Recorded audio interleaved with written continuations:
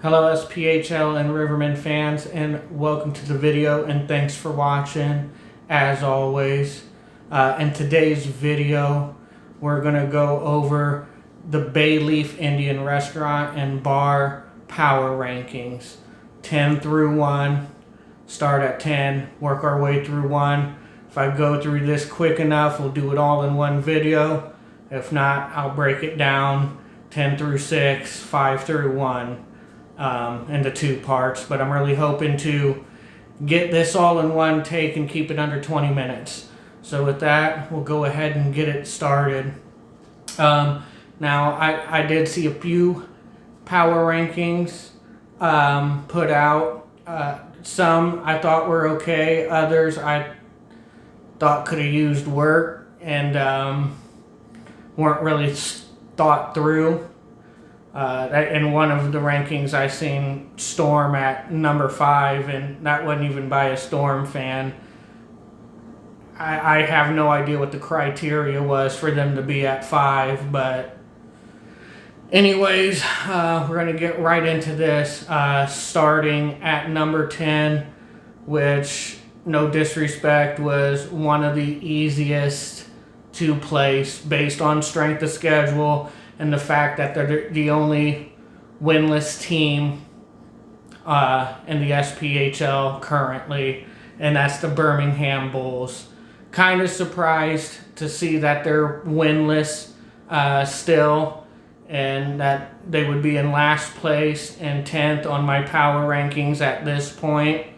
But there's been a lot of curveballs thrown this year. I mean, this year has been much tougher to predict than the year previous, for sure. Bulls have an 0-3-2 record. They've gotten losses from Macon and Pensy and Bolts. So, I mean, two of them and a shootout, I believe. It's been a rough go. I mean, they're not horrible. I mean, they have shown some life. They do have talent on that team. It's just they're not clicking right now. I do think this team will get in better shape and will move up the rankings a bit, and obviously the power rankings as well. But unfortunately for them currently, I have to place them at 10. Just due to their losses with Macon and Pensy and, Bolts as well. And the fact that they haven't won a game yet. So with that, we'll go ahead and move on to number 9. For me, this wasn't as easy, but just due to, again, strength of schedule and who they've played and how those games went, I felt like I had to place them at 9, but they're a strong 9. And that's the Macon Mayhem. They are currently 1-1-2, and their only regulation win came against the winless Bulls, which is part of the reason I have them at number 9, and losing to teams such as Pensy and Havoc. Pensy and Havoc, of course, playing Havoc's playing, expected. They're a top team, but Pensy is playing better than in previous years. So, like I said, Macon it does have a strong team. I feel like their biggest surprise to me as now it seems like their starting goalie is Bailey Birkin, and I think the only reason that is because of who the coach is. I think any other coach would start Boyko over Bailey Birkin, but Chesney gives preferential treatment to people he's close with. And so he's been starting Bailey Birkin. Granted, I will say Birkin is playing a little better than I thought, but that doesn't change the fact it should be Josh Boyko starting over Birkin on a regular basis. in my opinion. Boyko is a more consistent winning goaltender, and just better skilled, in my opinion. But yeah, so we got Bulls at 10, making Mayhem at 9th, and now we're moving to the 8th ranked team. And this was a little bit of a surprise as well, but I had to put the Dogs there. They are 2-4, and they got the most regulation losses in SPHL right now. Winning against teams like Knoxville and Marksman, and they do have a shutout victory to their credit, but losing to teams like Ice Bears and Havoc. Ice Bears do have more wins against the Dogs, and obviously Havoc's a top contender. But I felt like Dogs, it seems like they're missing something. They're not quite gelling yet, which could change. They've been inconsistent from top to bottom. If they can get that figured out, obviously they're going to shoot up in the rankings and the standings.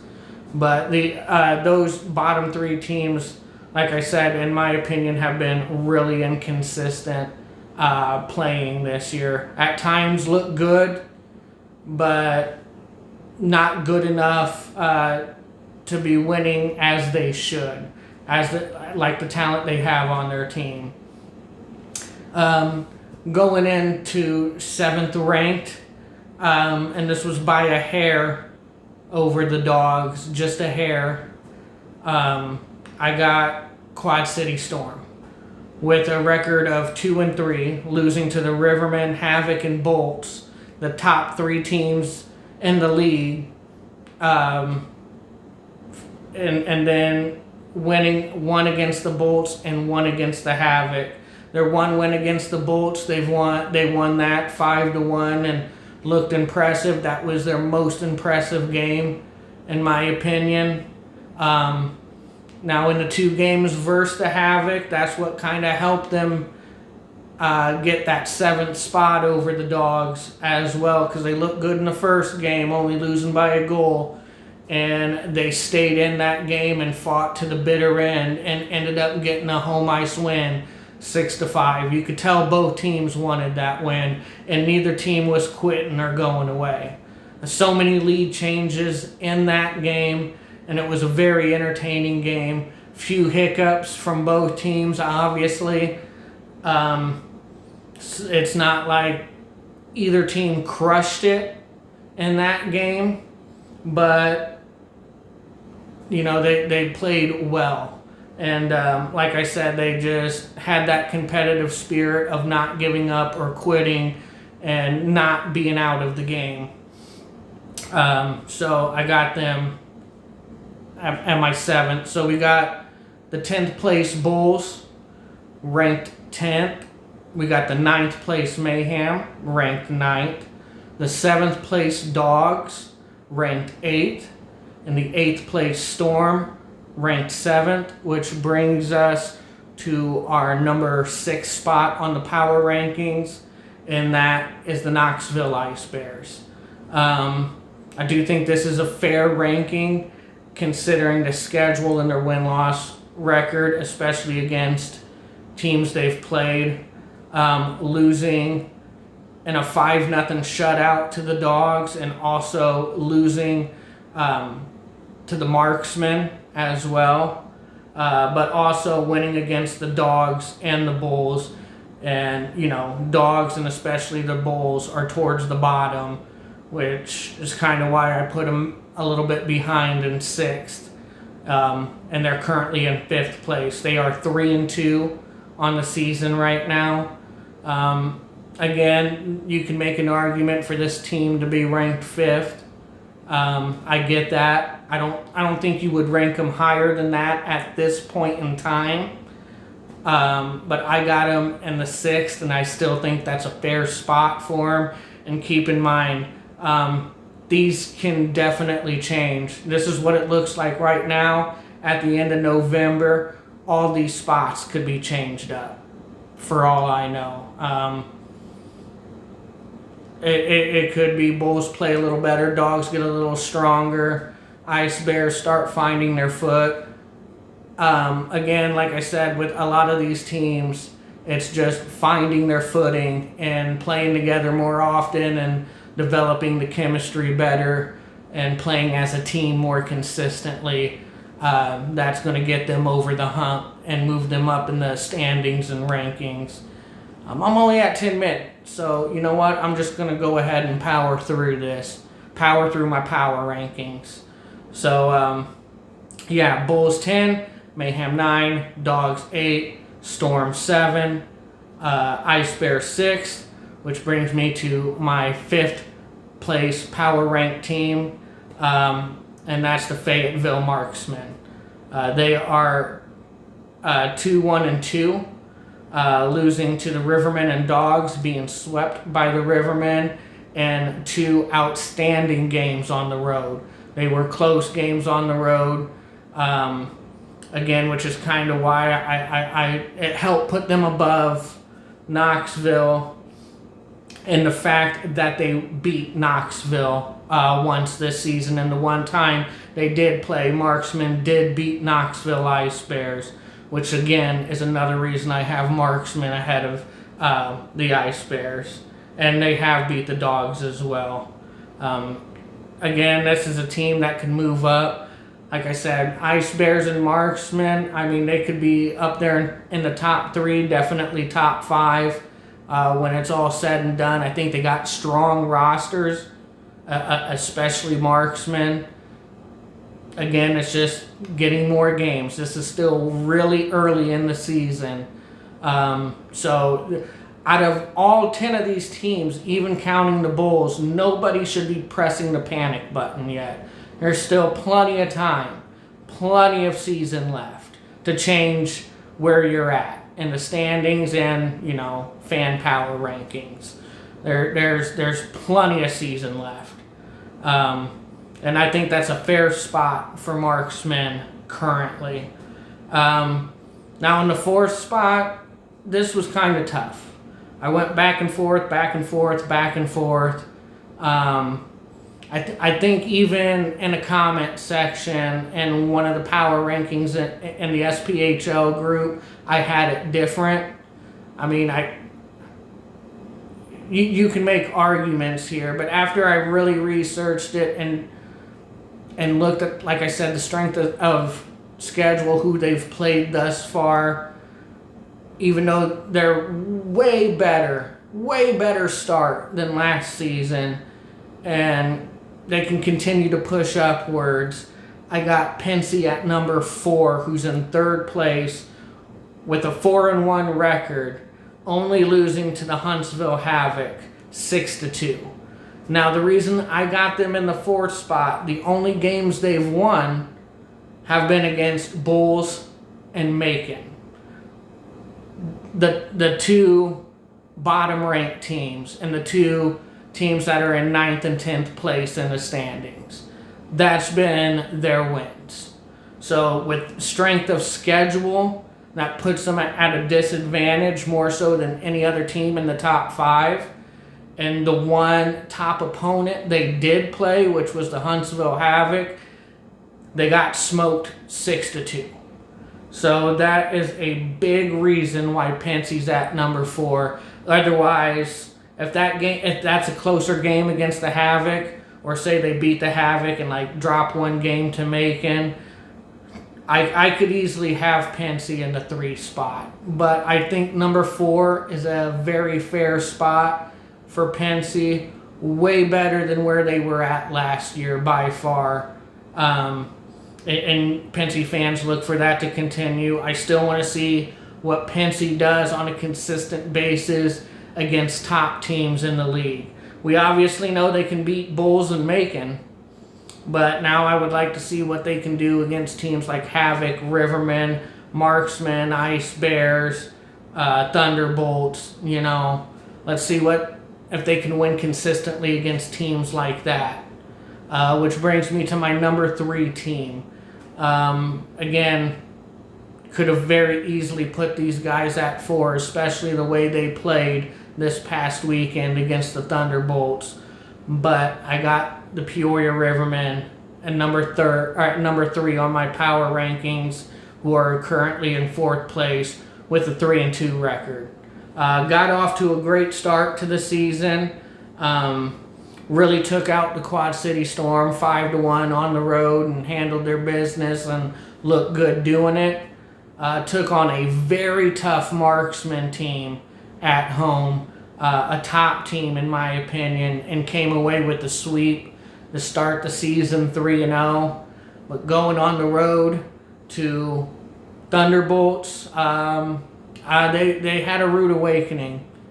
They really didn't show up very well in Evansville, getting swept and not looking good in their last game against Evansville, and not really looking that great in the first game against Thunderbolts. The only reason they were in that game and stayed in that game and had a chance to win was because of Jack Bosted. Jack Bosted was the best Riverman that weekend, and I don't even think it was close.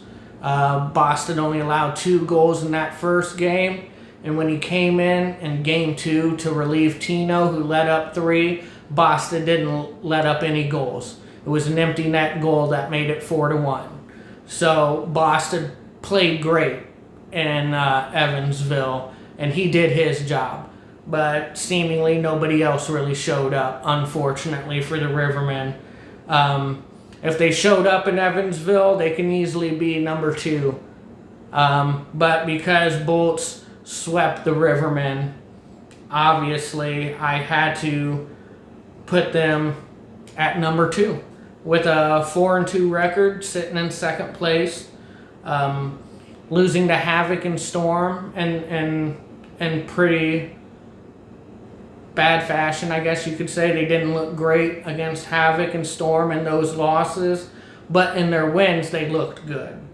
Beating and sweeping the Rivermen, beating the Storm 5-1 as well, and of course beating the Bulls. So, you know, the Bulls have surprised me as well. I didn't know what we would get out of Kristen Stead. I know he's a capable goaltender, but he's been playing great hockey since being in Evansville. Another player that's really surprised me in Evansville, that's putting points on the board, is Jordan Semino. I did not see that coming. He is more than just a fighter. The dude can score goals, and he knows how to set his teammates up for success too. So you got to tip your cap to players like Jordan Semino and Kristen Stead. Big reasons why they're probably ranked 2 and being successful on the year. And of course, this was one of my easiest as well, outside of Bulls being ranked 10. In my opinion, you have to rank Havoc at 1. You have to rank Havoc at 1. They are 5-1, only losing to the Storm 5-6, and winning against teams like Dog, Storm, Macon, Pensy, and Bolts. And they've been in all their games. They haven't quit. They've played hard, shown the ability to come back when down on the score sheet and win games. They're never out of it. The only loss they got, again, is by 1 goal. Granted, they didn't play well. They didn't have their best game. But they still notched 5 goals. They just unfortunately let up 6.